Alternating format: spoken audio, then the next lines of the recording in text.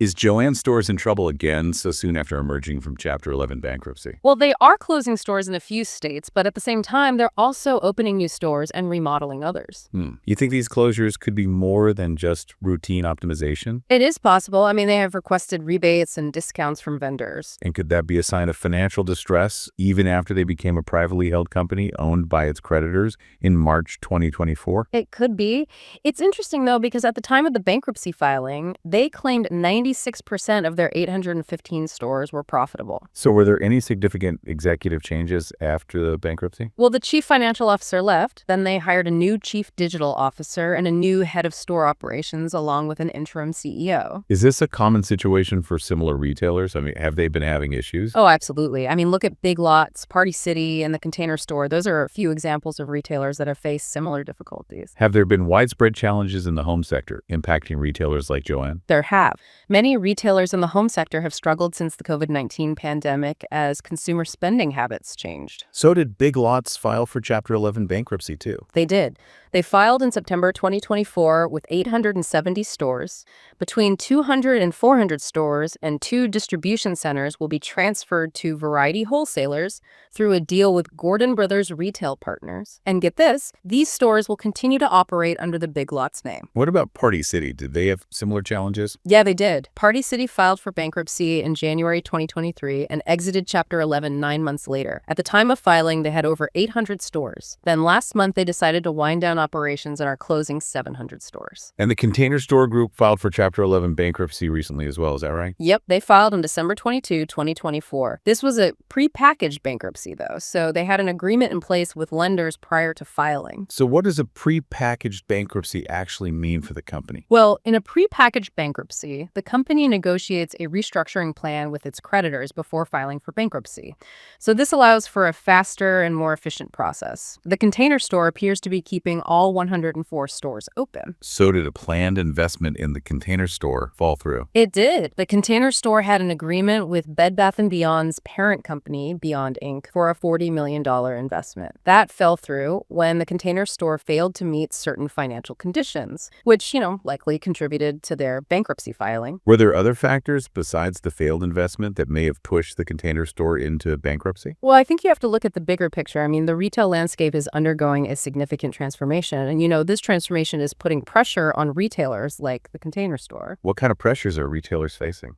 Well, for one, consumer spending patterns are shifting. And then you have operating costs that are rising. These factors are particularly impactful for retailers in the home sector. Is Joann taking steps to address these challenges too? Oh, they are. They've closed some underperforming stores, and they've opened new locations and appointed new executives. Plus, don't forget, they emerged from bankruptcy with a restructured balance sheet. So does that mean just because Joann is opening new stores that they're in a better position than other struggling retailers? Well, it's tough to say. I mean, each retailer's situation is unique, but they all share some common threads like the impact of shifting consumer spending and rising operating costs. It's too early to say whether Joann will be able to avoid another bankruptcy. Can you talk about some of the challenges specific to the craft and fabric retail sector? Sure. The pandemic era surge in crafting and DIY projects has waned, so that's led to decreased demand. And then, of course, supply chain disruptions and inflation have increased the cost of materials for both retailers and consumers. Has Joann made any attempts to adapt to these trends? They have. They've expanded their online presence and are offering a wider variety of products. Plus, they've introduced new lines of home decor and seasonal items. Are they trying to engage younger consumers at all? They have made some efforts to engage younger consumers through social media and influencer marketing. We'll have to see how effective those strategies are, though. What kind of signs should we be looking for that could signal whether Joann is headed for another bankruptcy? Well, declining sales would be a big red flag. And, if they continue to close stores beyond routine optimization, that could be another one. Plus, any further requests for vendor concessions, that could indicate deepening financial distress. What about their debt? Could that be a problem? Oh, absolutely. Their debt levels are significant after the 2024 bankruptcy. Their ability to manage this debt will be crucial crucial for their long-term survival. If they can't generate enough cash flow, they could face further difficulties. So how does consumer confidence impact Joann's potential for success? Consumer confidence is a crucial factor for any retailer. When consumers are uncertain about the economy, they're less likely to spend money on discretionary items like crafts and fabrics. So this could negatively impact Joann's sales. Could the current economic climate with the high inflation and interest rates impact Joann? Oh, for sure. I mean, it definitely creates a challenging backdrop for retailers. They need to convince consumers that their products offer value despite inflationary pressures. How does Joann's situation reflect the larger trends impacting the retail industry in general? Well, Joann's struggles mirror those of many other traditional retailers. I mean, the rise of e-commerce has fundamentally changed the retail landscape. Consumers are increasingly comfortable shopping online. They have access to a wider selection and often lower prices. And have a lot of retailers had trouble keeping up with these changes? The ones who haven't adapted have faced some pretty big challenges. I mean, we've seen a lot of store closures and bankruptcies in recent years. The retail industry is in a state of flux. So what are successful retailers doing to navigate this changing landscape? Well, the successful ones are embracing omnichannel strategies. So they're integrating their online and offline operations to provide a seamless customer experience.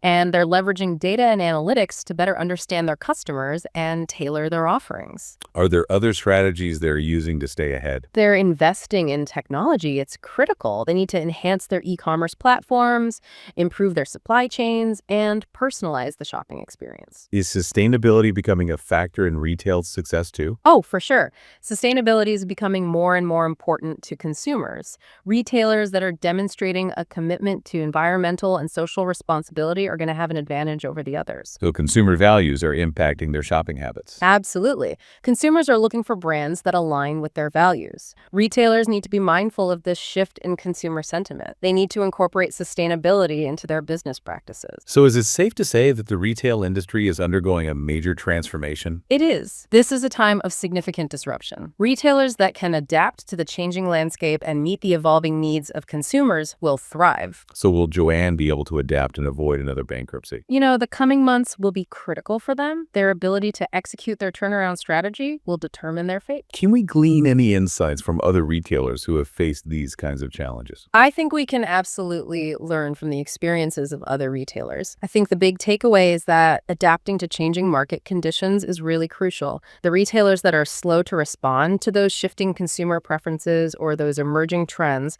they risk falling behind. So a strong omnichannel strategy is essential then for retail success. I think it's definitely a key ingredient. Retailers need to provide that seamless experience, across all channels, and that includes both online and offline. That means having that user-friendly website and a mobile app and, integrated inventory management systems. Does investing in technology play a role in creating that omnichannel experience? It's huge. Retailers have to invest in the right technology to keep pace with what consumers are demanding. This includes, investing in those e-commerce platforms and data analytics and supply chain management systems. What about managing costs? Does that play a role in the success of retailers? Absolutely. Retailers need to find those ways to operate efficiently and control their expenses.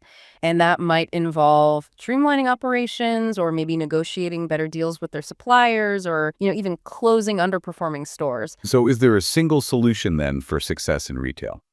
It's tough to say because each retailer's situation is so unique. The strategies that work for one company may not work for another. But I think the common thread is the need for agility and innovation and a deep understanding of how the retail landscape is evolving. So do you think Joann will be able to navigate these challenges and avoid another bankruptcy? Well, the retail industry is constantly evolving, so only those who can adapt and innovate will survive. What do you think the future holds for the craft and fabric retail sector as a whole? I think the craft and fabric retail sector faces both challenges and opportunities. I mean, the rise of online retailers and the increasing popularity of those DIY projects really creates this very competitive landscape.